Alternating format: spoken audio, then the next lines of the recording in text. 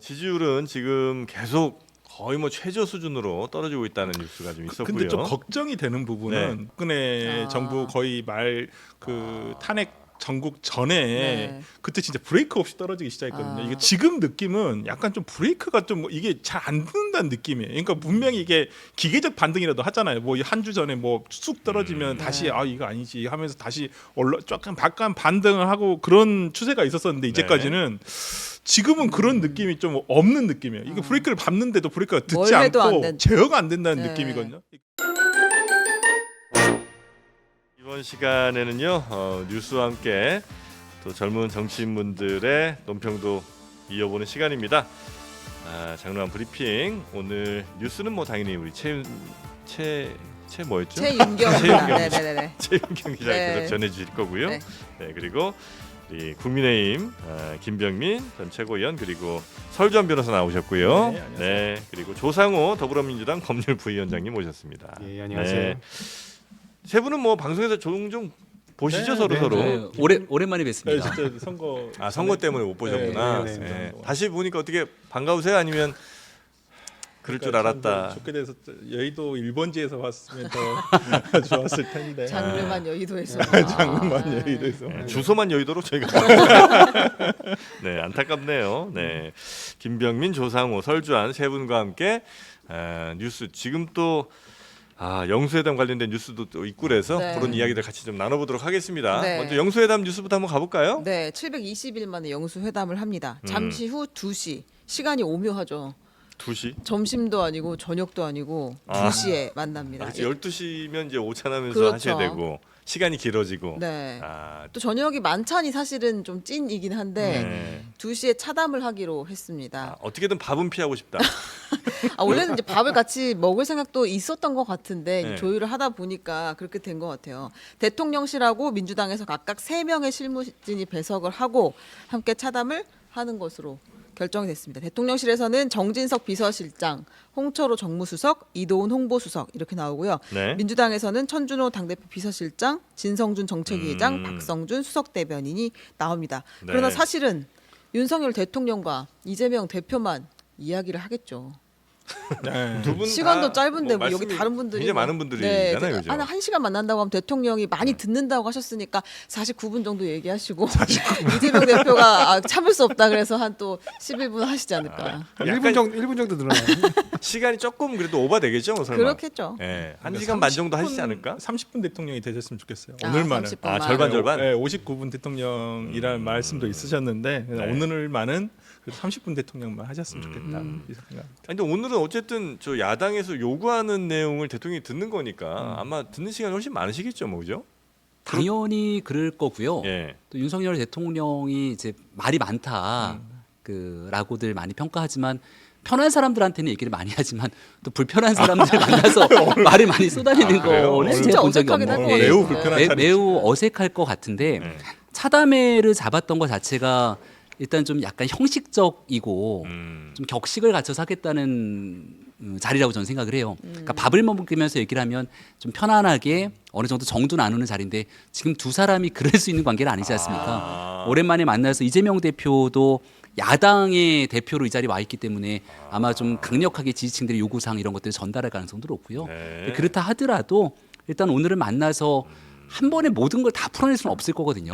오늘 아마 많은 언론도 얘기를 하고 있습니다만은 정례화되는 좀 이 만남의 과정들을 이어갈 수 있는 첫 번째 자리 정도로 자리매김을 해도 그나마 성과가 될 거다라고 오히려 평가할 밥을 수 있습니다. 먹는 것이 또 편할 때 오히려 가능한 거군요. 서로 이렇게 막 저 면 이렇게 들어가고 뭐 이러면 아무래도 조금 불편해질 수도 있어요. 밥을 먹다가 갑자기 들으시는데 뭐 하시는 겁니까 지금 정말. 얹히지 않겠습니까? 차담이 오히려 더 격식이 좀 있고 조금은 이제 아주 편하지 않은 상황에서 할 수 있는 괜찮은 선택이었다. 약간 업무적인 얘기들을 훨씬 더 많이 할 수가 있겠죠. 근데 밥 먹으면서 하게 되면 아무래도 밥 먹으면서 바로 그냥 업무적인 얘기를 하기는 좀 어려움이 있지 않겠습니까? 그러니까 오늘은 차담회로 가지만 오늘 좀 자리가 잘 풀려서 다음번 만나는 자리는 만찬 자리로 가는 게 처음에 이렇게 딱 만나면 아유 총선 승리 축하드립니다 이런 인사는 못 할 거 아니에요. 할 것 같은데요. 그래요? 하죠. 대선이 그 정도는 하시겠죠. 그래요?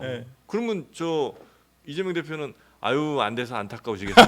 이럴 수는 없잖아요. 아니 그건 왜냐면 네. 그 윤석열 대통령께서는 그 국민의힘하고 어찌됐든 별개의 문제잖아요. 그러니까 본인은 대통령이니까. 아니, 뭐전 국민의 대통령인 그렇죠. 거니까. 네. 그러니까 그걸 뭐 여당의 네. 총선 참패가 본인한테는 사실 심적으로 마음이 아프고 굉장히 쓰리겠지만 네네. 겉으로야 뭐 그 인사는? 여당 패배가 곧 본인의 패배라고 바로 등치시켜서 얘기할 건 아니죠. 아 그렇습니까?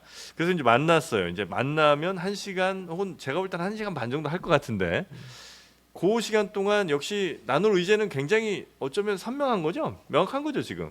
뭐 그렇죠. 근데 사실은 네. 그 전에 이른바 야당에서 요구하는 3+1안 그러니까 네. 예를 들면 대통령의 사과, 그다음에 최상병 특검 수용, 그다음에 거부권 행사를 이제 하지 마라, 좀 네. 자제해달라.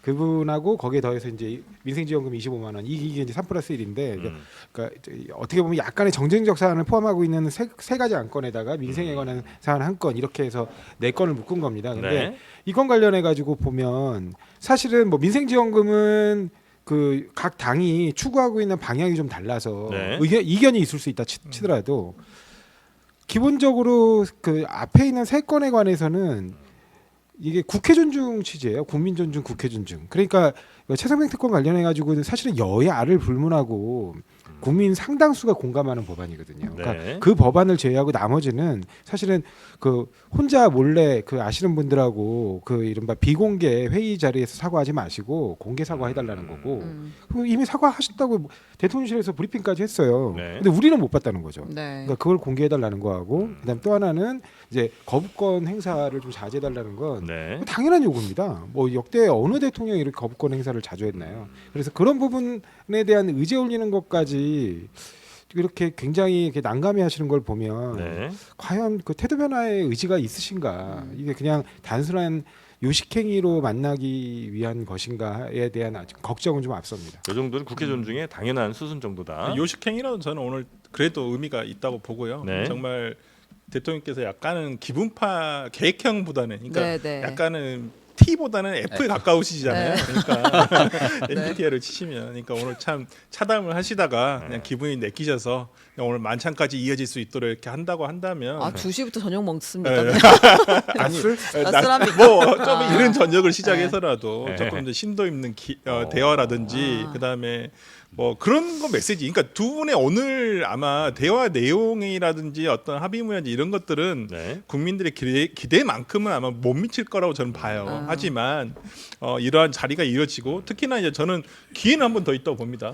예, 그러면 지금 여당 대표가 배석하지 않았어요. 네. 그럼 나중에 전당대회를 통해서 여당의 대표가 선출이 되게 된다면 그리고 세 분이 같이 모이는 네, 걸로. 이재명 대표도 어차피 또 연임 가능성이 굉장히 높은 상황이기 때문에 야당의 대표가 어느 정도 정해진다고 한다면 저는 여야 대통령 해서 다시 한번 뭐 정기국회를 앞두고 한 번 정도 더 만남을 가지는 건 어떨까라는 생각도 해봅니다. 대통령과 야당 대표 만나는데 그 배석하시는 세 분씩 있잖아요. 예. 이분들은 뭐 역할이 없어요?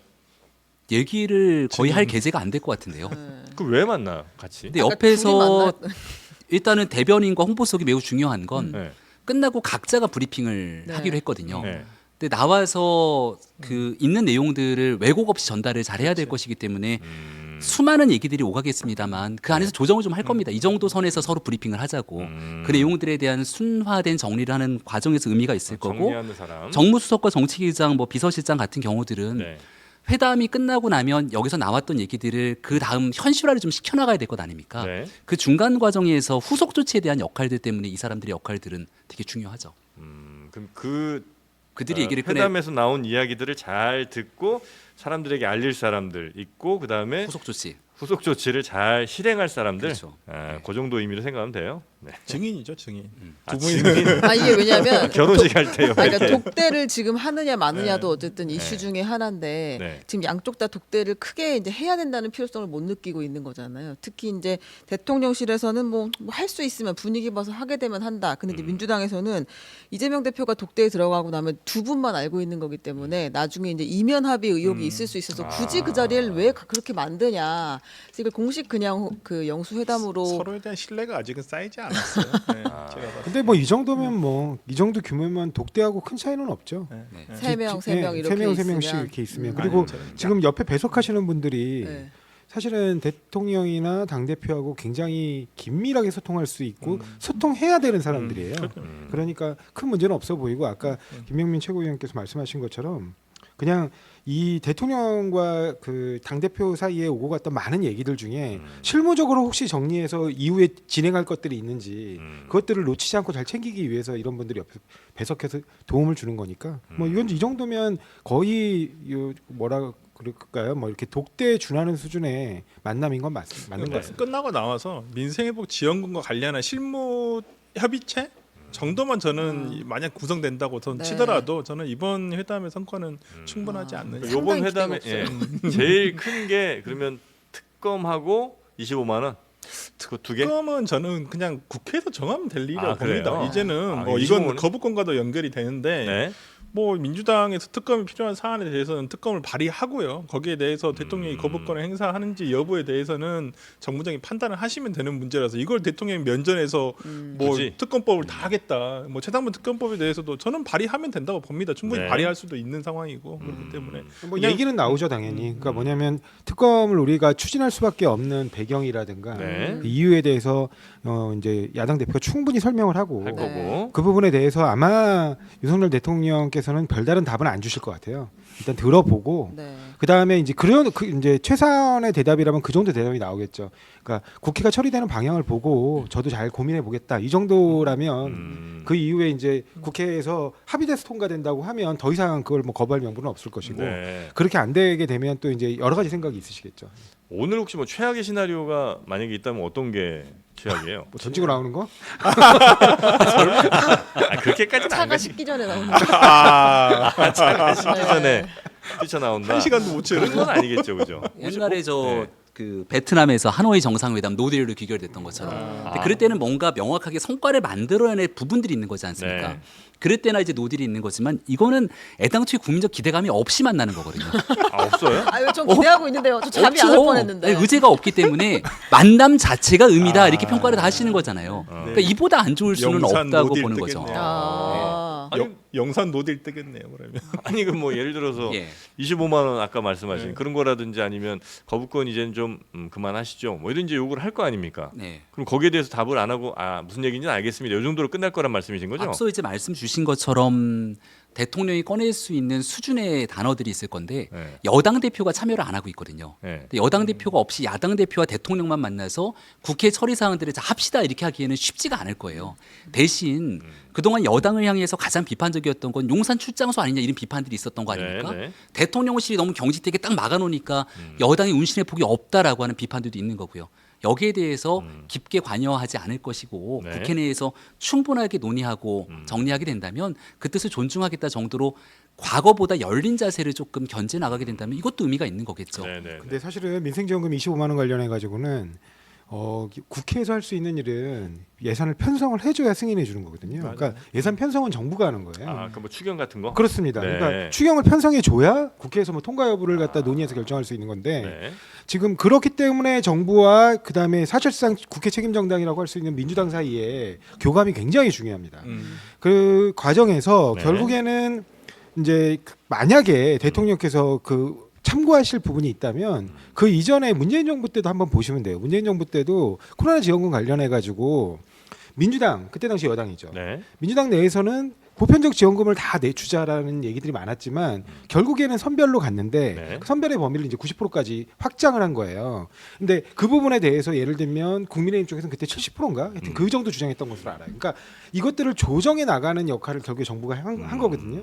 그러니까 이번에도 예를 들면 민생지원금이 나왔는데 네. 우리는 당연히 보편적 민생지원금을 얘기합니다. 그렇지만 또 국민의힘과 그다음에 정부에서 특히 정부에서 예산 편성하는 과정에서 네. 그런 부분들을 좀 반영해가지고 어느 범위까지 어떻게 할 것인지 또 다른 해결책이라도 좀 제시해 주셨으면 좋겠다. 저는 그렇게 생각합니다. 그럼 어쨌든 좀 가시적으로 뭔가 이렇게 결과가 나올 만한 건 민생회복지원금 정도가 있을 거고 나머지는 그냥 이재명 대표가 말하면 윤석열 대통령은 그냥 들을 거다. 이제 이 정도 예상을 해볼 수 있는 건데. 저는 네. 가시적인 성과를 꼭 내야 되는 게 하나 있다고 생각하는데요.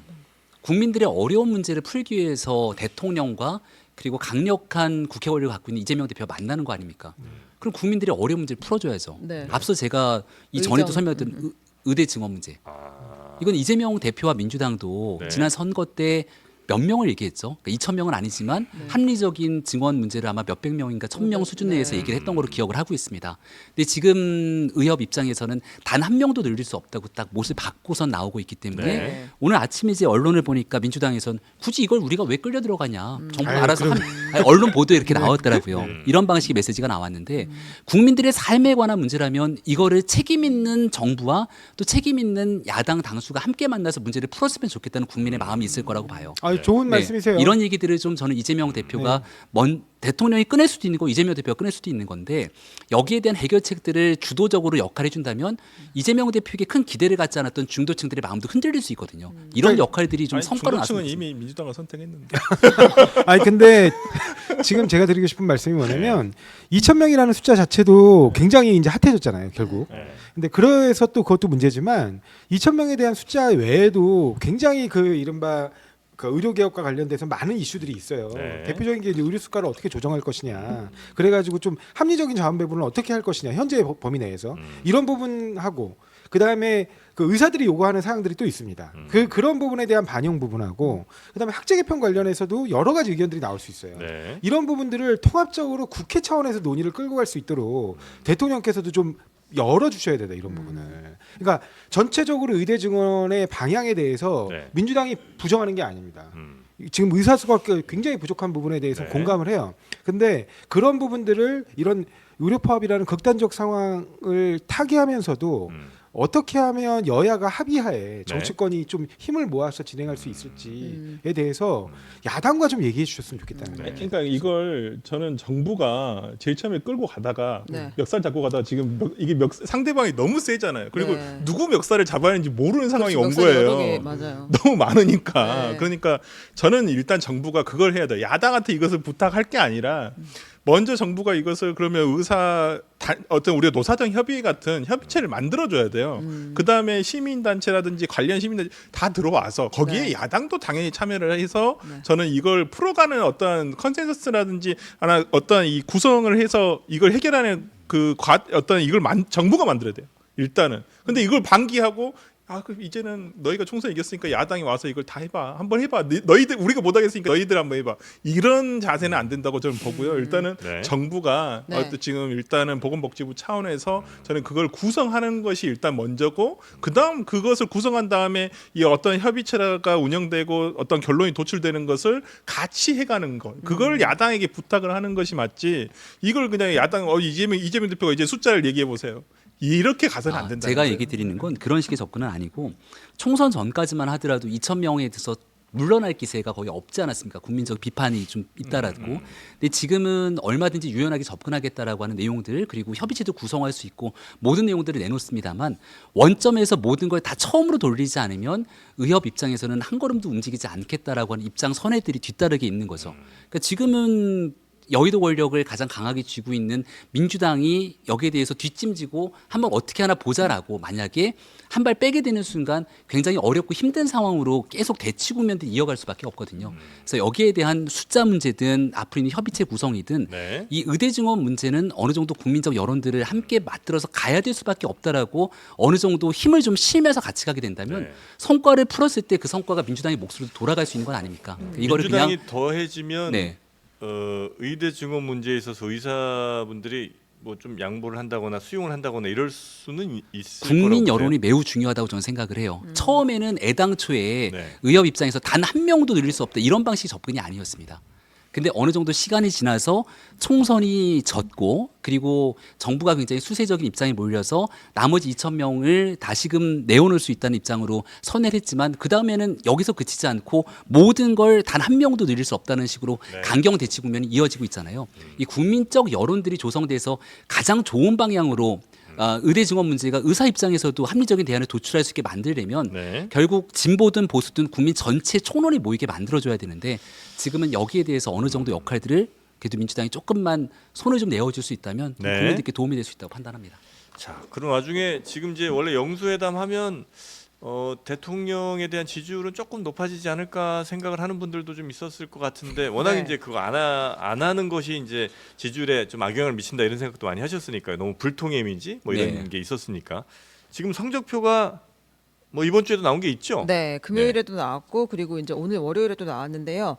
대통령 지지율이 2주 연속 20%대를 기록한 조사들이 있었습니다. 영수회담을 제안을 했는데 오히려 반등하지 않고 TK에서 10% 하락을 했다. 이런 지지율들이 보이는데 네. 전통적인 지지층에서는 오히려 영수회담을 한 걸 잘못했다라고 판단한다는 분석도 나와요. 아 그래요? 이건 어떻게 봐야 될까요? 그 데이터가 정확하게 입증하고 있죠. 그 영수회담을 통해서 가져갈 수 있는 건 중도 표심 아닙니까? 네. 그러니까 선거 전에 전통적인 지지층을 쌓아놓고 약간 의대 증원 문제에 대해서 유연성을 보이거나 야당 대표인 이재명 대표도 만나서 함께 얼마든지 풀어갈 수 있다는 내용들을 쭉 정리를 했다면 중도층들의 마음들을 흔들 수 있었겠죠. 근데 총선 참패하고 난 뒤에 보수층들이 완전히 흔들리는 상황이 왔습니다. 그 다음에 나오는 대처 방식을 보면서 보수층들이 약간 등을 돌리기 시작했는데 여기다가 보수 전체에 대해서 결집할 수 있는 새로운 혁신 방안들을 내어놓지 않고 이재명 대표한테 훅 들어갔거든요. 그러니까 이재명 대표를 너무 싫어하는 보수층들 입장에서는 더 등을 돌릴 수밖에 없는 상황이 오게 되는 게 악순환의 골인데 뭐래도 잘 안. 근데 일단은 네. 그 대통령이 되게 어렵고 힘든 상황에 놓인 게 맞아요. 네. 근데 그렇다 하더라도 야당 대표와의 영수회담은 가야 되는 길이니까 하는 네, 거고요. 네, 네. 그 다음 보수층 내 지지도가 빠진 결정적인 원인 하나 뽑으라면 결국 한동훈 위원장 문제라고 저는 생각합니다. 한동훈 위원장이? 한동훈 위원장과 갈등의 골이 있는 것처럼 여과 없이 막 비춰졌잖아요. 네. 그러니까 보수층에서는 대통령과 한동훈 위원장 나머지 있는 모든 사람들이 똘똘 뭉쳐서 위기를 극복해 갔으면 좋겠다는 게 첫 번째인데 아니 여기서는 내적 갈등 때문에 서로 만나지도 않는 것처럼 비춰지고 야당 대표와 만나서 뭘 하겠다고 하니까 보수층들이 기분이 좋을 리가 화난다. 없죠. 그래서 여기에 영수회담 잘 끝내고 그다음 다시금 당내에서 다른 생각을 갖고 있던 네네네. 사람들과 같이 의기투합할 수 있는 모습들을 보여주는 것들을 조속히 진행을 해야 이게 흔들렸던 보수층들의 네네네. 민심을 다독일 수 있다. 그 흔들린 보수층이라는 게 꼭 반드시 한동훈 전 비대위원장을 너무 지지하고 사랑해서 그분들이 지금 이제 한동훈 비대위원장 빠진 상황에서 지지를 뺀 게 아니고 그것만으로 그냥- 보기는 어렵죠. 그러니까 윤석열, 한동훈 두 사람이 열심히 이제 당과 용산이 힘합쳐서 총선 잘 극복하기를 바랐는데 이제 그게 잘 안 되니까 실망했다. 요 정도로. 그러니까 한동훈 네. 위원장과 갈등설이 계속 노출되지 않습니까? 네네네. 근데 거기뿐만 아니라 지금 당의 지도자들 그룹에 있는 사람들이 다 사분오열돼 있는 느낌이에요. 근데 이거를 용산 대통령실과 유기적으로 네. 협력해서 그 다음 단계로 넘어갈 수 있는 새로운 비전들을 못 보여주고 네. 있다는 게 전체적인 보수층들의 평가여서 네. 아니, 근데- 이거를 먼저 하고 난 다음 이재명 대표를 만나야 되지 않겠냐라고 하는 얘기들이 세간에 나오는 거죠. 근데 오히려 골수 지지층들은 네. 한동훈 위원장을 마음에 안 들어한다는 얘기들이 있었잖아요. 선거 때. 그래요? 그러니까 이제 아니, 한동훈 그렇게 뭐 보더라고요. 김경률 네. 비대위원을 뭐 데리고 온 것부터 시작해서 우리 철학과 다른 자클리가 다른 사람들을 자꾸 데리고 와가지고 당 물을 흐린다 이제 이런 지적들을 계속 해왔다고 보수 정통한 서정우 변호사님이 그 얘기를 많이 했는데 전통적인 보수층은 어떻게 보느냐에 따라 다른데 네. 저는 전통적인 보수층이라고 하면 한 100만이 조금 안 되게 되는 책임당원 전체를 전통적 보수층이라고 보고 한 80만 명 정도 되는. 근데 거기에서 사람을 놓고 보면 압도적인 1위가 여전히 한동훈 위원장은 나올 겁니다. 그럼 그러니까 강경 보수라고 좀 바꾼다면요. 네, 강경 보수층 입장에서는 한동훈 위원장이 불편한 기류를 갖고 있는 사람들도 있겠습니다만 보수층 정통 보수층 전체에 대한 민심이라는 건 누군가가 이 상황을 타개해서 이길 수 있는 정당으로 바꿔줬으면 좋겠다는 의지를 갖고 있다고 보거든요. 그러니까 근데 오늘 전체적으로 뭐 지금 선거를 이렇게 대표해가지고 갑자기 반등하나요? 뭘 그렇죠. 한다고? 네. 맞아요. 네, 그런 건 아니고요. 지금은. 그다음에 지역별 조사는 저는 크게 의미를 두고 있지 않은 게 이 정도 표본을 가지고 제대로 된 여론을 정확히 평가하기는 어려워요. 어렵다. 네. 왜냐하면 이게 지역별로 우리가 편차가 용인 가능한 수준으로 대상을 삼아서 조사하는 게 아니에요. 네. 전체 1,000명을 조사하는데 그렇죠. 지역별 배분된 숫자에 따라 그 부분 움직이는 것만 보는 거거든요. 그러니까 이게 사실은 과학적인 여론조사의 결과라고 보기는 어렵습니다. 지역별 아니 조사는. 근데 추세는 저는 네, 읽어볼 추세는 수 있죠. 있다고 보고요. 뭐 근데 그- 오히려 저는 보고 싶은 건 그래도 조금 1%라도 오르고 뭐 그다음에 그 3%라도 그 비호감도가 내리고 이렇게 조금씩이라도 지금 뭐 한점 윤석열 대통령 편들어 주시는 거예요? 한 점 포인트 쌓아갈 생각하시지 아. 한 번에 뒤집을 생각 하지 마셔라. 왜냐면 국민들이 그렇게 만만하지 않습니다. 그리고 아직 국민들이 계속 지켜보는 건 그 이후에 대통령께서 하신 여러 가지 인사가 그다지 썩 변화를 보여주지 못했어요. 네. 그러니까 그런 부분도 사실은 이 지지율에 영향이 있다고 저는 봅니다. 네. 그 자꾸 어떤 특정 지역에 약간 이렇게 좀 과표집되는 그런 여론 보시고 갑자기 마음이 흔들리셔가지고 네. 막 그러시면 네. 정치 이상한 방향으로 가요. 아니, 계속. 뭐 여론에 그렇게 흔들리는 분은 아니신 것 같아요. 아, 예. 여론 전광판 안 보신다고 전광판 안 보시는 분인데 그래도 우리 전광판 설명해야 돼서 네. 갤럽이 지난 23일에서 25일 3일간 네. 전국 만 18세 이상 1,001명을 대상으로 한 조사입니다. 그러니까 이제 조상호 변호사님 말은 거기 사실 지역으로 나누면 해봐야 이제 한 200명 정도 되기 때문에 이제 이걸로 전체 흐름을 보긴 좀 어렵다라고 추세는 얘기를 보는 거죠. 하는 거죠. 네. 그래도 지역으로 보면 서울이 19%가 나왔거든요. 그거는 좀 저는 서울에 충격적인 있으니까 숫자긴 너무 하죠. 충격적인 숫자였고 예. 아까 그 서 변호사님 말씀 주셨는데 강경 코어 지지층에서는 한동훈 위원장 좀 부정적으로 보지 않냐 이런 얘기를 주신 거잖아요. 네. 그러니까 보수도 스펙트럼이 다를 텐데 지금 현재 대통령과 대통령에 대한 지지도가 거의 바닥까지 내려갑니다. 그럼에도 불구하고 강하게 받쳐주는 지지층은 말 그대로 코어 지지층이잖아요. 네. 근데 보수적인 성향을 갖고 있는 사람들 중에서도 여기에 중도적이고 그 합리적인 성향의 지지층들이 분명히 있을 텐데 그 지지층들이 중간에 떨어져 나갔다는 네네. 거를 입증하지 않습니까? 근데 그 지지층들이 떨어져 나갔다는 건 기존에 있었던 한동훈 위원장과 갈등 그리고 중도 보수로 대변되게 되는 보다 많은 사람들을 포용할 수 있는 새로운 변화가 부재했다는 점 이런 것들이 여론조사 지표에 반영됐다고 보는 게 저는 맞을 거라고 아니 봅니다. 뭐 제가 이걸 직접적인 연관은 없는데 그냥 오늘 아침에 되게 저는 힘든 오세훈 시장의 힘든 토끼를 위한 따뜻한 보수를 이라는 기고문이 있더라고요. 힘든 토끼를 위한 힘든 토끼를 레빗이에요? 예? 토끼? 그러니까 그게 조선일보의 우리 아, 토끼띠들에게 얘기하는 아. 것인가라고 생각했는데 아마 집토끼들을 얘기하신 것 같고요. 네. 보수 정통적인 보수 지지층들을 네. 위한 아마 아까 우리 김병민 최고가 얘기를 했던 그런 내용에 대해서 지금 좀 다독이는 길을 또 이제 본인도 대권 후보로서 어떤 조금 의사표시한 건 아닌가라는 생각이 좀 들더라고요. 그러니까 지금은 보수가 어쩔 수 없어요. 이건 지금은 이재명 대표의 시간이에요. 그럼요. 어차피 아니, 총선 근데 결과가 나왔기 때문에. 오세훈 시장님은 그런 말씀하시기 전에 언론사 폐업이라는 그런 극단적 조치부터 좀 걷어냈으면 좋겠어요. 아, 그 TBS예요? 네, TBS. 아니, 근데 그걸 TBS 는 거기에는 또 다른 방식으로 네, 지금 얘기를 꺼내고 있는 거예요. 꺼내고 있는 것 네. 같은데요. 보니까 우리 서울시 오세훈 오히려 시장은 읍소하고. 의회에 가서 네, 살리자고 제발 좀 살리자고 뭐 이러고 있는 것 네. 같은데. 아니 그 사실은 네. 지방 정부에서의 장의 파워가 네. 대통령 이상이에요. 그게 진짜 지방 의회와의 관계에서 그럼요. 보면 네. 비교가 안 돼요. 국회와 대통령 사이의 권한하고 서로 간에 이제 그 목소리 내는 거하고 비교할 때 지방 의회는 지방자치단체장의 눈치를 안 볼 수가 없습니다. 모든 네네네네. 부분에서. 근데 지금 이걸 사실은 뭐 의회에서 좀 읍소하고 사정한다? 아니 본인이 그냥 예산 편성하시면 돼요.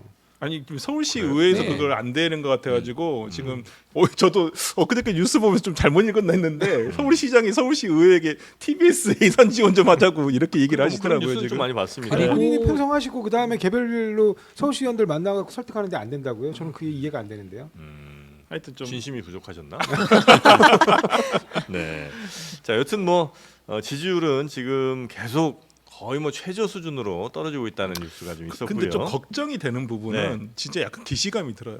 이게 박근혜 아. 정부 거의 말 그 탄핵 전국 전에 네. 그때 진짜 브레이크 없이 떨어지기 시작했거든요. 아. 이게 떨어지기 시작하니까 그래서 지금 느낌은 약간 좀 브레이크가 좀 이게 잘 안 듣는다는 느낌이에요. 그러니까 분명히 이게 기계적 반등이라도 하잖아요. 뭐 한 주 전에 뭐 쑥 떨어지면 다시 네. 아 이거 아니지 하면서 다시 약간 반등을 하고 그런 추세가 있었었는데 이제까지는 지금은 그런 느낌이 좀 없는 느낌이에요. 이게 브레이크를 밟는데도 브레이크가 듣지 뭘 해도 않고 안 된다. 네, 지금 약간 계속 그냥 내려가는데 이게 제어가 안 된다는 네. 느낌이거든요. 이게 느낌상으로는 네. 그러니까 이게 빨리 잡힐까라는 생각은 좀 들어서 좀 뭐 걱정할 필요는 없지만 하여튼 걱정이 되는 거 혹시 이게 대안이 될 수 있는지 한번 들어볼까요? 조국혁신당의 조국 대표가 영수회담 전에 내놓은 이야기가 하나 있습니다.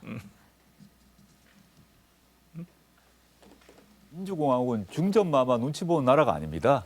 이미 김건희 여사의 공범들이 다 유죄 판결을 받았고 그다음에 검찰 보고서에 김건희 여사 및 그 어머니가 23억의 수익을 받았다고 기록되어 있거든요. 네. 이런 상황에서 검찰이 수사를 하고 있지 않으므로 대부분의 국민들이 이 특검법이 필요하다고 말하고 있는데 네. 네, 요걸 만약에 다룬다고 하면 음. 반등이 좀 될 수 있을까요? 저는 김건희 여사에 대한 문제를 네. 어찌됐든 간에 짚고는 넘어가야 됩니다. 이 모든 지금까지 대통령에 대한 지지율의 어떤 하락세의 큰 원인 중에 하나는 무언가 모를 김건희 여사에 대한 어떠한 그런 의혹들에 대한 거에서 전 출발을 한다고 보거든요. 명백하게 드러난 것도 있고 그런 부분에 대해서는 뭐 검찰청에서 조사를 받으시든지 저는 이러한 게 필요한데 그냥 어떻게든 이 부분은 성역이라 생각하고 지키다 보니까 오히려 본인들 거 다 내주고 있는 상황이거든요. 보수의 정말 기둥마저도 지금 다 내주고 있는 상황이라서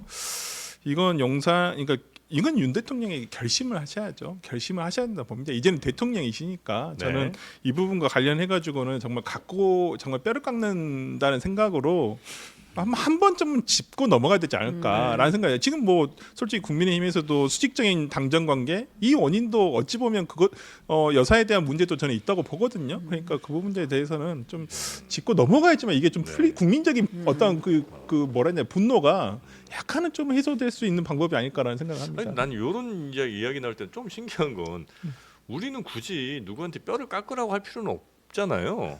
그래서 뭐 잘못한 거 있으면 그거 뭐 수사하거나 이러면 되는데 뭐 이렇게 뼈를 깎고 살을 발라내고 막 그냥 뭐 네. 이렇게 법률 위반한 거 있으면 네. 그냥 그거 이제 처리하면 네. 되고 뭐 수사 받으면 되고 네. 그런 거 아니에요? 맞습니다. 드라이하게 접근하면 되는데 네.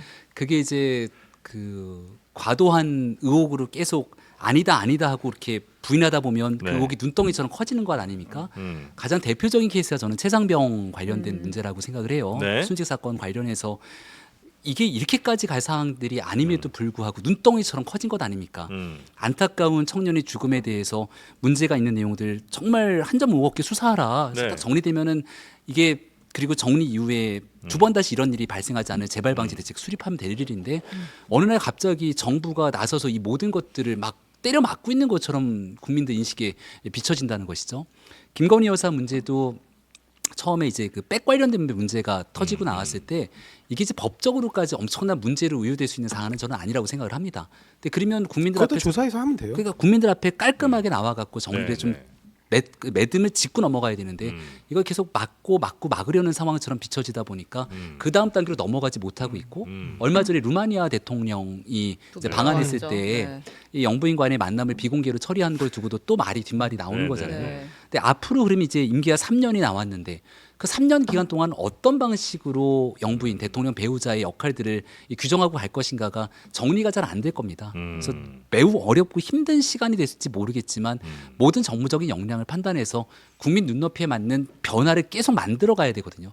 지난 2년 동안 변화가 없었다면 그 첫 번째 변화를 어떻게 만들어 갈 건지 네네. 여기서부터 좀 시작이 돼야 된다고 아니 생각합니다. 사실은 민주당에서 이번 선거 캠페인으로 내세운 게 이른바 2차 혁명주 이 5글자예요. 네네네. 이태원 참사, 최상병, 그다음에 그 양평 양평. 고속도로, 그다음에 명품백, 그다음 주가 조작 이 네. 5개인데 앞에 2개를 앞세운 이유는 당연합니다. 왜냐하면 국민의 생명과 안전에 관련된 네. 굉장히 중요한 문제고 그다음에 그 나라를 위해 헌신한 군인에 대한 처우를 어떻게 할 것인가에 관한 문제이기 때문에 그런 부분에 관해서 제일 먼저 내세운 건 당연한 문제고요. 그 다음에 3가지가 다 김건희 여사와 관련된 그러네요. 거예요. 예. 네. 근데 이 부분에 대해서 국민적 공감이 있었기 때문에 이번에 그 총선의 결과가 나왔다고 저희는 보고 있거든요.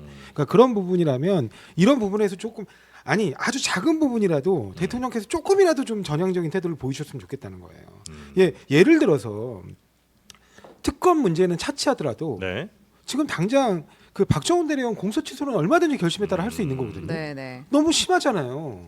그냥 그 군인은 자신이 가진 법에 정해진 대로 네. 누군가의 혐의가 있다라고 판단이 돼서 자신의 전문가적인 판단에 따라 이제 더 이상은 그 군 지휘부가 개입할 수 없기 때문에 네네네. 그대로 경찰에 보낸 거예요. 근데 그거를 다시 회수하고 난리를 치는 것도 모자라가지고 그 해당 군인을 항명죄로 다시 처음에는 집단항명수계로 수사했다가 네. 결국에는 집단항명수계가 문제되니까 그 박정훈 대령을 보호하려고 했던 김계한 사령관부터 시작해서 다 도망갔어요. 네. 왜? 이러다가 집단항명수계로 다 같이 묶일 판이거든요. 그래서 결국에는 네. 다 그 사람을 버림으로써 오히려 그 사람의 그 적용 법조 형량이 낮아지는 항명죄로 격화되는 항명으로. 이런 웃지 못할 일들이 벌어져요. 뭐 관련해서 말 나왔으니까 이 차상병 관련된 뉴스들이 또 많이 지금 나오고 있습니다. 네, 주말 네, 사이에도요. 저는 당연히 공소 취소부터 일단은 시작해야 된다고 봅니다. 그 이 정부가. 얘기를 똑같이 박정훈 대령의 어머니가 인터뷰에서 했는데요. 네. 지금이라도 윤 대통령이 박 대령에 대한 공소를 취소하고 자신의 잘못을 바로잡는 모습을 보여달라라고 이야기했는데 말씀하신 대로 이제 크게 2가지 틀 중에 하나인데 이 사건 자체에 개입했다. 그걸 이제 뭐 기록을 보냈다. 갔다가 다시 가지고 오겠다라는 그 수사 외압이 하나 있고 네. 그다음에 해병대 사건 자체를 수사한 이 박정훈 대령을 그래서 지금 집단 항명수괴로 기소를 했었던 거 아니에요. 근데 이제 그 박정훈 대령 어머니가 이렇게 얘기를 했다는 거예요. 인터뷰에서 대선 과정에서 내가 국민의힘 경제인 여성위원장이라는 그 임명장을 보내서 받았고 전국을 돌면서 윤석열 대통령 그 당시 후보를 위해 선거운동을 하면서 다녔다. 그때는 이럴 줄을 몰랐다라는 이야기 하나 했고 이분이 포항에서 보니까 굉장히 지역 유질서 영향력이 있으신 분이더라고요. 그래서 이제 잘못된 그 기소만큼은 공소를 취소할 수 있는 것 아니냐 지금이라도 이제 이런 이야기를 했고 네. 근데 최상병 할아버지가 이제 최상병 순직한 최상병의 할아버지가 직접 국방부에 편지를 보내면서 박 대령을 항명죄로 재판하는 것은 천인공노할 사건이다. 왜 벌을 받아야 할 사람이 벌을 안 받고 철저하게 수사한 수사단장을 이렇게 하느냐라는 이야기를 했다는 거예요. 근데 이준석 그 대표도 이렇게 해병대 박정훈 대령이 만약에 무죄가 나오면 이거는 탄핵까지 갈 것도 없다. 그냥 정권을 내려놔야 한다. 이렇게까지 이야기를 했습니다. 그러니까 제가 한 말씀만 드리면 그 건과 이렇게 또 이제 김건희 여사와 관련돼서라면 명품백 문제 뭐 그 이후에 그 조사와 그다음에 진실을 어떻게 어떤 방법으로 밝히거나 할지 그 부분에 대해서 이제 계속 논의가 있게 되겠죠. 근데 그건 차치하고라도 대통령실에서 제일 먼저 해야 될 건 스토킹 방지법 위반으로 수사하는 거 멈추고 네. 그 목사에 대해서 최재형 스토킹 방지법이 목사를 뭡니까? 스토킹 방지법으로 예, 네. 그리고 김건희 여사가 그 부분에 대해서는 사과를 하셔야 돼요. 네. 그 부분 사과. 그다음에 앞에 그 최상병 특검 관련돼서는 공소 취소. 네. 이거는 뭐 야당하고 협의할 이유도 없잖아요. 네. 그냥 결단하시면 되는 거거든요. 네. 그 정도는 해주셔야 국민들이 아 그래도 좀 바뀌려나? 라는 기대라도 갖지 않겠습니까? 네. 여당에서도 이게 굉장히 좀 부담되지 않아요? 그럼요. 그리고 박정훈 대령의 어머님 얘기를 저도 이렇게 쭉 들었는데 네. 그 굉장히 가슴 아픈 일이지 않습니까? 네. 근데 이걸 보면서 많은 사람들은 말씀 주시는 여러 가지 논조들이나 또 국민들이 갖고 있는 의혹은 대통령이 거기에 정점에 있을 거라고 이제 거의 확신을 가지면서 지켜보는 거지 않습니까? 근데 여기에 대통령에게 저는 하등의 이유가 없다고 보고 있는 상황이라면 이 박정훈 대령의 어머님을 좀 한번 만나는 건 어떨까? 아, 대통령이. 대통령이. 네, 그러니까 아. 아까 이제 T보다 F 말씀해 주신 게 국민들 입장에서는 감성적인 부분들로 받아들이는 게 되게 많을 텐데 박정훈 대령이 굉장히 올곧게 행동하고 있었던 상황에서 피해를 보고 있구나라고 네네. 생각하고 있고 최상병의 안타까운 순직에 관련돼서 뭔가 숨기는 게 있는 것 아니야라고 하는 인식들을 갖고 있는 거거든요. 그럼 정부가 풀어내야 될 건 이 과정에 문제가 있다면 성역 없이 수사하라 공수처가 하고 있으니까. 네. 그리고 여기에 문제가 있는 사람 책임이 지도록 하겠다.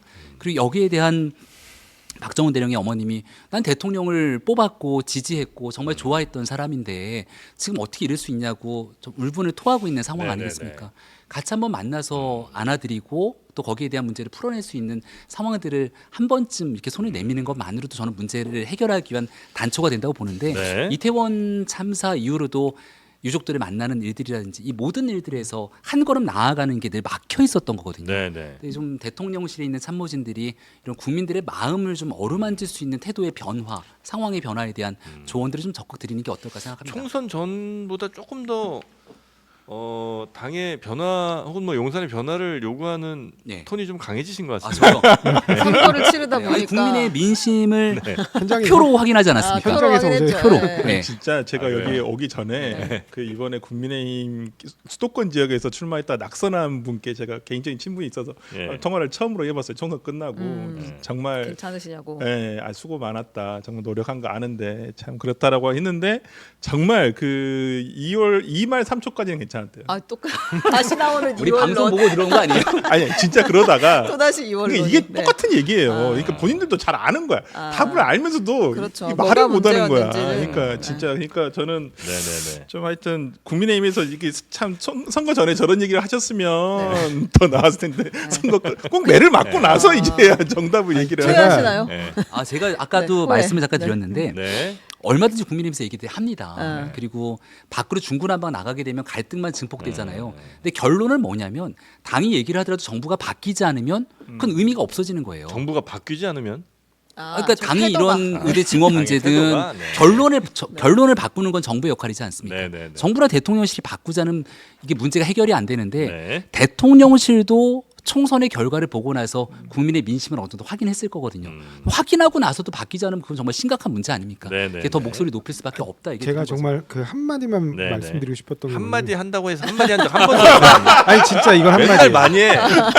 진짜 왜냐면 많이 하셔 이분. 이게 윤석열 대통령께서 그때 당시에 후보 당시에 네. 대학생들을 만났을 때 했던 얘기예요. 네. 뭐냐면 여러분이 만약 기소를 당해 법정에서 상당한 법률적으로 훈련된 그리고 숙련된 검사를 만나서 몇 년 동안 재판을 받고 결국 대법원에 가서 무죄를 받았다 하더라도 여러분의 인생은 절단이 난다.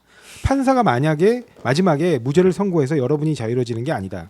여러분은 법을 모르고 살아왔는데 형사법에 엄청나게 숙련된 검사와 법정에서 마주쳐야 된다는 것 자체가 하나의 재앙이다.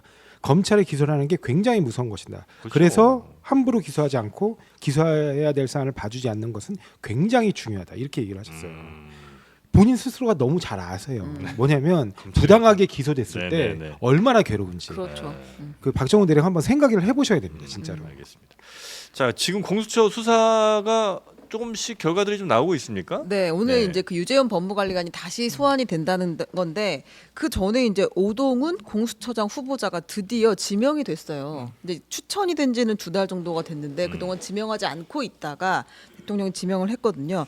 이분이 이제 출근길에서 최상병 사건 순직 사건 수사 외압 의혹을 어떻게 수사하겠느냐라는 질문을 하자 이제 법과 원칙에 따라서 성실하게 수사에 임할 예정이다라는 네. 이제 교과서 같은 답변을 남기고 네, 네. 갔는데요. 특검 추진에 대해서 어떻게 생각하느냐 질문엔 정치권에서 하시는 일에 대해서는 배경과 어떻게 될지에 대해서 아직 깊이 생각해 보지 못했다.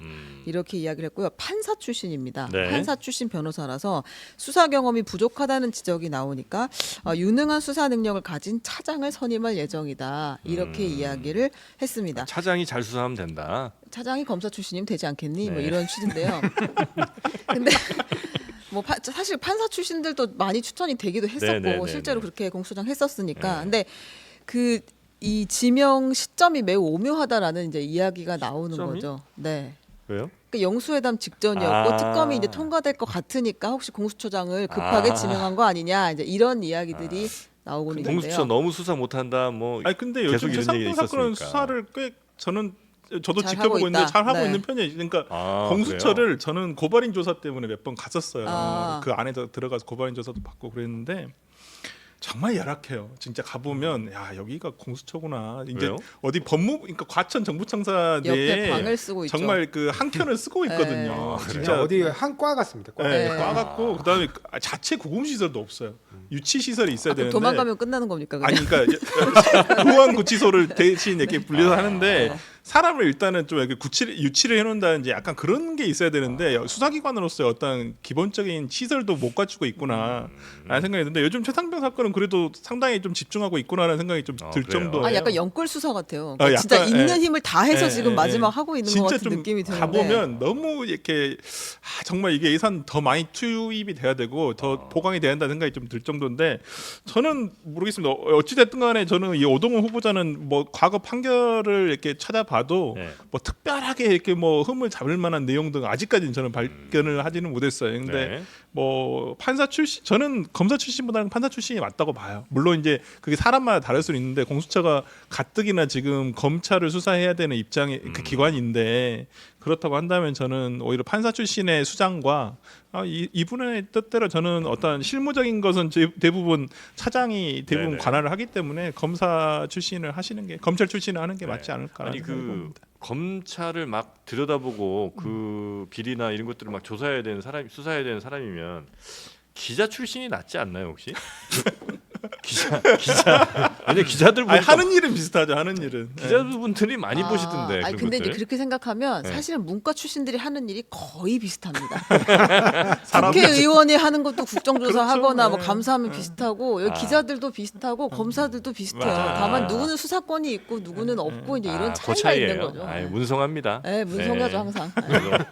저도 문과라서. 자 그러고 비대위원장이 드디어 국민의힘 비대위원장이 놀라운 분으로 네. 낙점이 됐습니다. 우려가 많습니다. 따로 소개하지 않아도 될 것 같습니다. 네. 구인난을 겪고 있던 국민의힘 정말 어마어마한 구인난이었죠. 네. 근데 또 한켠에서는 구직난이기도 합니다. 왜냐하면 조경태 의원은 하겠다고 했는데 오퍼가 안 갔기 때문에 원래 항상 취업시장이라는 게 이런 거 아니겠어요? 근데 이제 맞아 미스매치가 있어요. 그렇습니다. 네. 윤재호 원내대표가 황우여 전 대표를 비대위원장으로 지명을 확실히 했습니다. 경력직을 선호해.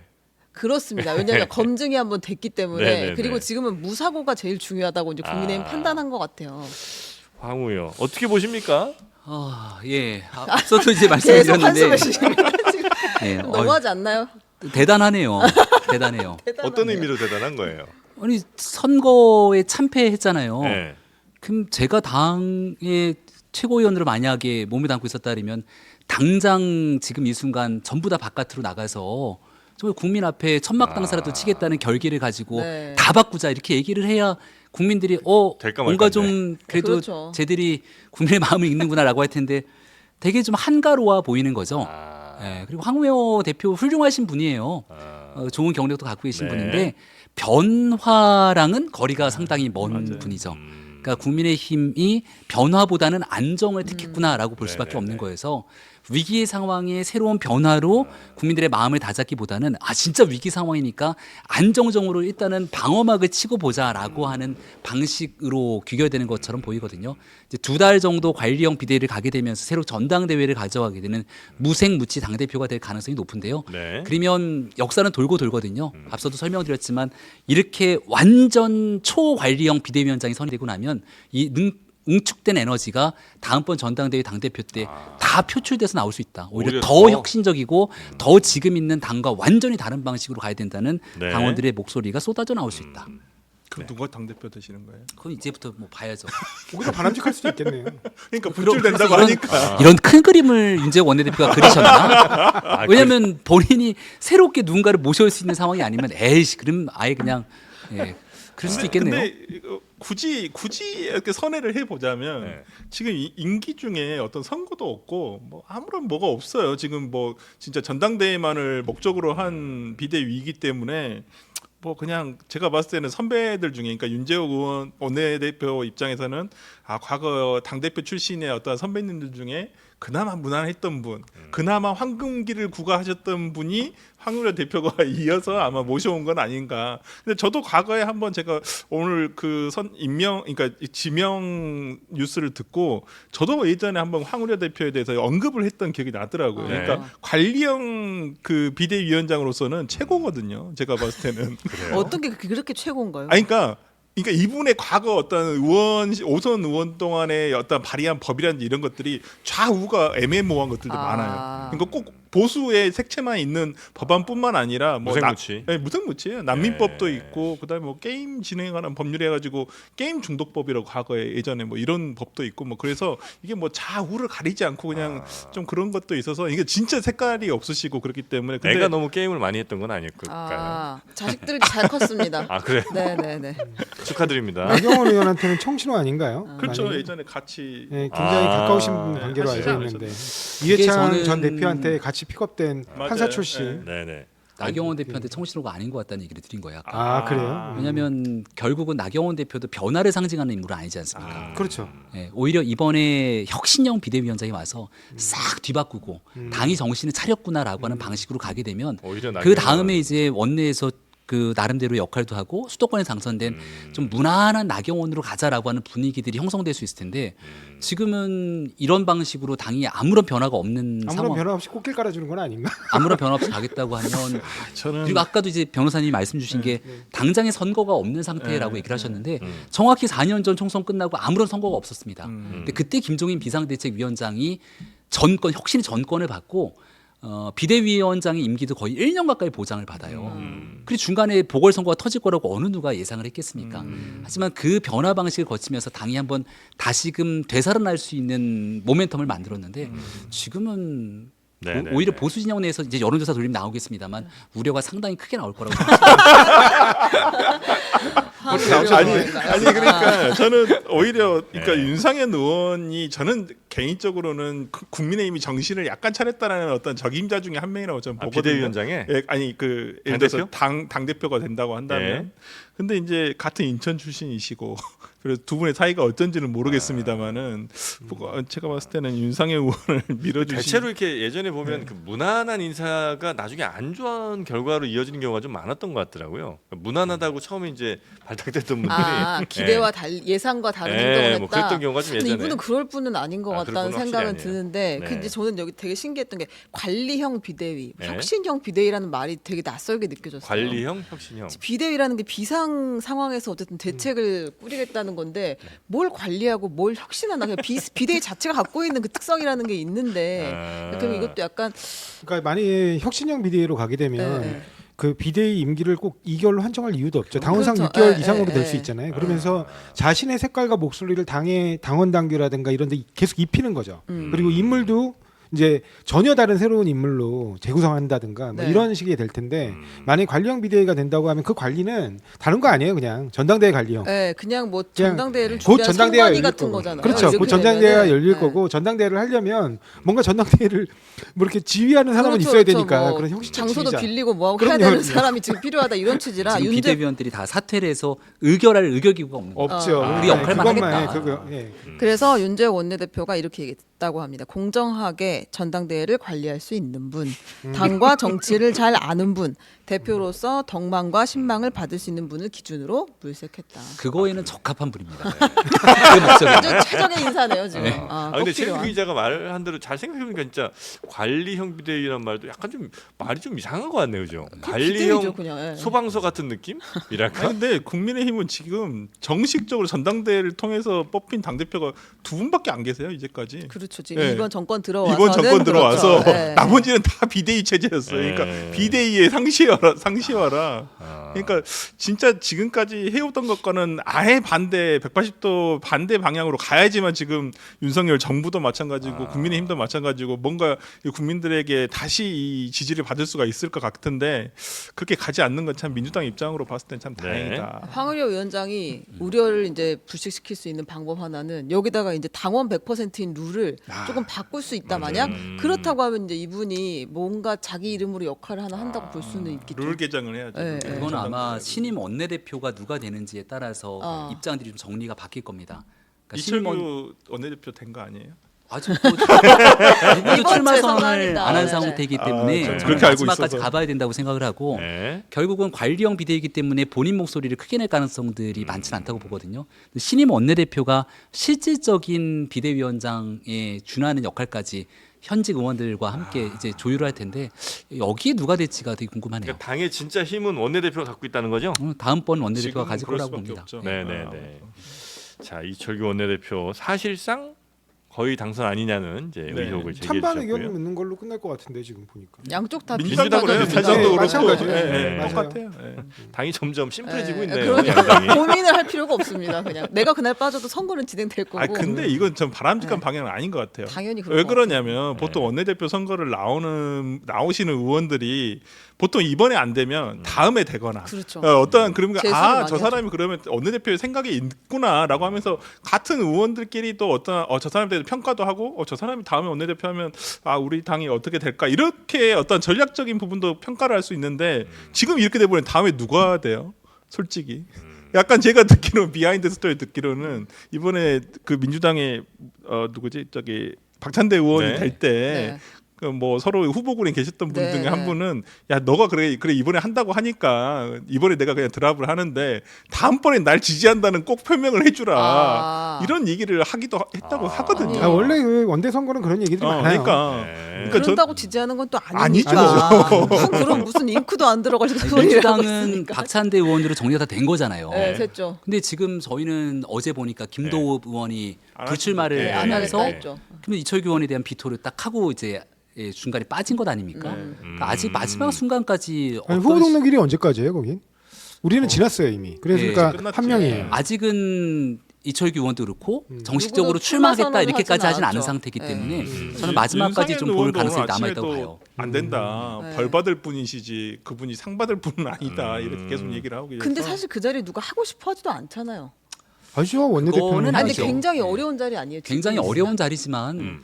그래도 당을 이끌게 되는 굉장히 중요한 역할을 하는 자리고 네. 원구성을 또 해야 정치인이라면 누구나 정치적 소명의식이라는 게 있습니다. 당이 다 네. 망해가고 있는데 이걸 어떻게든 구해야겠다는 사명감들을 갖고 있지 않겠습니까? 되니까. 지금은 제가 보니까 오히려 비대위원장이나 당 대표는 지금 당장 누가 맡으려고 하시는 분이 없을 것 같긴 한데 네. 원내대표는 당장 그래도 지금 말씀하신 대로 원구성도 해야 되고 할 일들이 많아요. 네. 그리고 이게 꼭 정치 현안에만 물려 있는 게 아니라 이제 자기 소속 정당에 지금 속해 있는 의원들을 어떻게 해서 의회 배분해 가지고 앞으로 1년 동안에 원내 협상을 이끌어갈 것인가를 정하는 자리이기 때문에 네. 이걸 뭐 누가 안 한다 이렇게 얘기할 건 아닌 것 아. 같은데요. 근데 아마 이철규 의원으로 수렴되는 분위기는 그게 뭐 윤심이라고 보고 있는 거 아닌가 뭐 이런 생각도 이게 듭니다. 국민의힘이 5월 1일까지 이제 후보 등록을 한다고 하니까 네. 한 이틀은 더 기다려봐야 될 것 같네요. 4월 오늘이 이제 29일이니까 오늘 내일 네. 정도? 아니면 이제 5월 모레까지 1일까지 받아주는? 네, 등록을 하니까 그리고 투표는 3일날 하는 거잖아요. 네네. 금요일날. 그러니까 저도 사실은 민주당도 그렇게 딱 단일 후보 이렇게 나오는 방식은 저는 바람직하지 않다고 봐요. 네. 저는 왜 이렇게 용기가 없으신지 모르겠어요. 네. 여러분들이 좀 나와가지고 경쟁도 하고 네. 서로 다른 정견도 좀 발표하고. 아니, 그렇죠. 용기가 필요한 일이에요? 아, 용기가 아, 그러니까 필요하죠. 그렇죠. 각자 용기가 필요하죠. 왜냐하면 네. 어떻게 보면 그렇잖아요. 차라리 유력 후보가 있으면 거기를 도와서 내가 원하는 예를 들면 원내 직책을 자리를. 맡는다든가 그런 나름대로의 생각들도 있을 수 있겠죠. 그렇지만 서로 간의 의견이 다른 것들을 좀 이렇게 분출해 가면서 당원들에게 당의 여러 모습을 좀 보여줄 수 있는 그런 과정들이 있으면 저는 참 좋을 거라고 생각을 하는데 네. 뭐 그게 안타깝게 안 되는 부분은 안타깝습니다. 그렇지만 그러니까 민주당하고 지금 국민의힘 사정은 완전히 다른 분위기거든요. 왜냐하면 민주당 입장에서는 이른바 총선을 대승했어요. 네. 대승한 상황에서 이제 어떻게 보면 의견 수렴으로 그래 이번에는 네가 한번 해봐라. 뭐 어차피 원내대표는 네 명을 뽑으니까 양보하는 분위기로 갔다고 하면 국민의힘에서는 오히려 이런 분위기에서 네. 이철규 의원이라는 이른바 찐윤 핵심이 다시 손들고 나오는 모양새가 국민들한테 어떻게 비춰질지 그걸 한번 생각해 보셔야 됩니다. 그러니까 이게 되게 웃긴 게 민주당은 서로 눈치 게임인데 네. 민주당은 박찬대 의원이 먼저 손들어서 맞아요. 일 하면서 끝나버렸어요. 아무도 일을 들지 못했네요. 일을 못 들고 네. 근데 저희 국민의힘에서는 아무도 나 안 할 건데 손안 하면서 들고 있구나. 저희가 내가 혼자 나 할게 하면서 그냥 여유 있게 눈치 게임을 일을 하고 나오신 거죠 이철규 의원이. 그래서 약간 좀 다른 상황은 완전 다르죠. 네. 하여튼 뭐 총선 그 결과가 네. 당의 분위기에 정말 어마어마한 영향을 미치는 것 같네요. 예. 여튼 뭐 원내대표는 대략 두 분으로 지금 좁혀지고 있는 것 같고요. 양당 한 명씩. 그러나 이제 국민의힘은 아직은 알 수 알 수 없다는 게 없다. 우리 김병민 최고의 이야기입니다. 자, 그럼 이제 1시간 정도 후에 윤석열 대통령과 이재명 대표가 이제 만납니다. 윤석열 대통령한테 이렇게 하시라 한마디 혹시 해주신다면 무슨 말씀 해주시겠습니까? 국민들이 바라고 기대하는 그 눈높이를 좀 맞췄으면 좋겠다. 이재명 대표한테 이렇게 하시라고 말씀드리는 게 이재명- 낫겠네요, 차라리. 이제 네. 따뜻하게 안아줬으면 좋겠는데. 따뜻하게 안아주시라. 예. 아, 악수만 하고 끝내지 말고 네. 조금 포옹을 더 네. 예, 애정을 담은 스킨십을 보여줘도 괜찮겠다. 이재명 대표. 네. 네. 우리 윤석열 대통령은 어떻게 했으면 좋겠습니까? 아까 제가 어떻게 말씀드린 네. 대로 대국민 사과, 특히 뭐 김건희 여사 사건을 포함한 대국민 사과하고 사과해요? 그러니까 본인이 하실 수 있는 거잖아요. 국회하고 상관없이 하고 네. 박정원 대령에 대한 공소 취소는 그럼 꼭 하셔라. 꼭 하셔라. 혹시 그걸 뭐 네. 판결까지 기다립니까? 네, 우리 변호사님은 예, 윤 대통령께 윤 대통령께 품어 주셔야 될 분은 윤 대통령이시다. 그러니까 오히려 등치도 훨씬 더 크시고 그러니까 오히려 대통령께서 좀 오늘만은 좀 아까도 말씀드렸지만 많이 좀 드셨으면 좋겠고요. 근데 진짜 안 와 이렇게 허그? 허그 하시면 좋죠. 근데 그래도 50대, 60대 남성 둘이 이렇게 친하지도 않은데 허그하기 좀 그렇지 않아요? 악수하고 옛날에 홍준표 후보 네. 막 등도 두들기고 했잖아요. 그건 두드린 게 아니라 때린 거죠. 그걸. 아니 뭐 예전에 윤석열 대통령하고 네. 이준석 대표하고 네. 허그. 그렇게 아 한 따봉 적도 네. 있었어요. 있었잖아요. 그건 같은 당에서 이제 뭐 열심히 또 아. 열심히 선거운동 할 그때 때. 그때 그 감정의 골이 쌓여가지고 결국 분단까지 이런 거 아닌가요? 그러니까 저는 오늘 두 분께서 네. 좀 서로 오늘은 이재명 대표가 좀 더 많은 말씀을 하시는 게 맞고요. 네. 오늘은 대통령께서 많이 들어주시고 음. 그다음에 어떤 결과가 없더라도 네. 그래도 여운은 남겼으면 좋겠습니다. 이걸로 끝이다. 오히려 이렇게 감정적으로 하실 것은 아니라고 보고 국정을 논하는 자리이기 때문에 네. 서로 책임감을 가지고 두 분께서 많은 말씀해 주셨으면 좋겠습니다. 알겠습니다. 자, 요 정도 오늘 뉴스 끝나면 될까요? 네. 네. 우리 최은경 기자님, 네. 네, 오늘도 중간중간 개그도 또 많이 넣어주시고 뉴스 정리 잘해주신 정말 우리나라 원탑입니다. 네, 우리 정치 기자분들 가운데 원탑이에요. 욕을 많이 먹기로 아주 원탑. 네, 욕도 많이 네, 드시고. 많이 먹고 있습니다. 네, 자 우리 김병민 어떻게 전 최고위원으로 해드려요? 아니면 저 지금 저 지금 지역 직책이 없습니다. 당협위원장. 당협위원장은 네. 우리가 이제 조직위원장에서 뭐 시간이 좀 걸려요. 뭐로 정비하는 해드려요? 게. 네, 뭐 김병민 씨 이렇게 해드려요? 다 좋습니다. 네. 김병민 씨 고생 많으셨고 조상우 어떻게 변호사님으로 해드려요? 아니면 아니, 조상우 씨라고 해줘. 조상우 씨 고생 많으셨고요. 우리 설주한 씨로 갑니다. 네, 설주한 씨, 최 씨, 설 씨, 조 씨, 김 씨 네 분 정말 고생 많으셨고요. 정 씨도 여기서 인사드리고 내일 오전 11시에 다시 여러분 찾아뵙도록 하겠습니다. 함께해 주신 여러분 대단히 고맙습니다. 수고 많으셨습니다. 네, 감사합니다.